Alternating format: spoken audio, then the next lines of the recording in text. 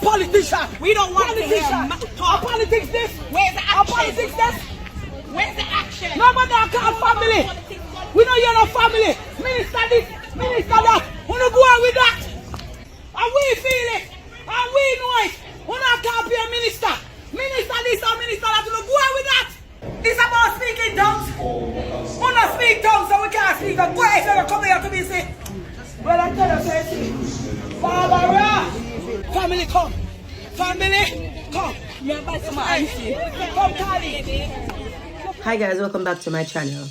So guys, let's talk about Danielle Rowe's funeral. That has been over the news because there was a lot of chaos at the funeral where the relatives were protesting that they were kicked out of the church, or they were told that they couldn't do something that was on the program. Apparently one relative in particular was told that at the funeral. Now I know that there's two sides to every story. However, when it comes on to this is usually what tends to happen, where there is a slaying of a child, or would that be a child or an adult.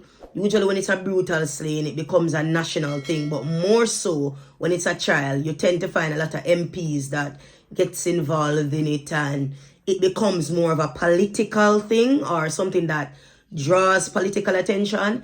And what that does, it takes away from the relatives mourning their loss. Now, like I said, there's always two sides to a story, but what I want to know is why this always happens where you have these murders, you have these killings of children, or so on and so forth, and then it gets taken over by politics, where it may be a case where the MP paid for the funeral and they have a say or a part in the funeral, and then usually this is really for political gain.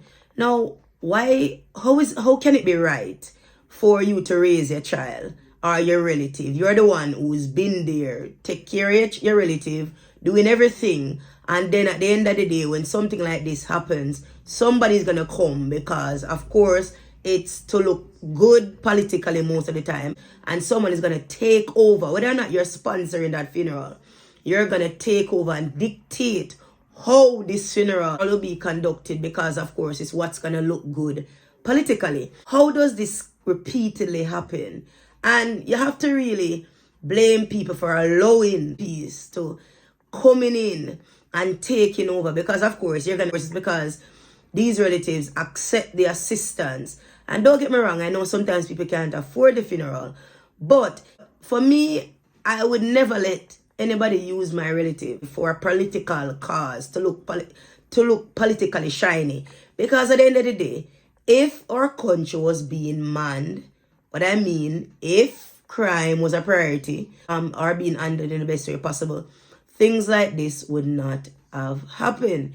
It's because the proper resources are not, crime is not being funded in the best way possible. Because if crime was being funded, we would have had street cameras everywhere, which is what the world is now using to catch criminals. We'd have had more investments in the force and uprooting corruption, trying to stem corruption when it comes on to the police force. But of course, there's not much being done. So you have this repeat of crime and violence. So my stance on it, 1000%, it is so wrong, because nobody should have the right to put you out of your relative funeral when you are the one who is there nurturing, doing everything possible. And just because of an incident like this, where of course crime, heartless individuals, and the lack of proper policing, then we have a situation like this. And then of course when it happens, it becomes a political attraction, where politics becomes the center of it, when you're just trying to lay your loved one to rest. The loved one that you raised, the loved one that you're there for, the loved one that may not have even benefited from anything when it comes on to your country, because of course we know there's not much being done for the Jamaican people, and even the children. There's not a lot of protection for Jamaican children, and we have this that keeps happening, this phenomenon that keeps happening,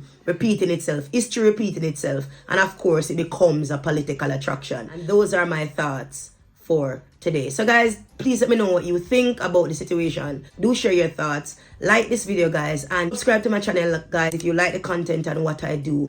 Until next time, Godspeed, big ups. Bye guys, bye.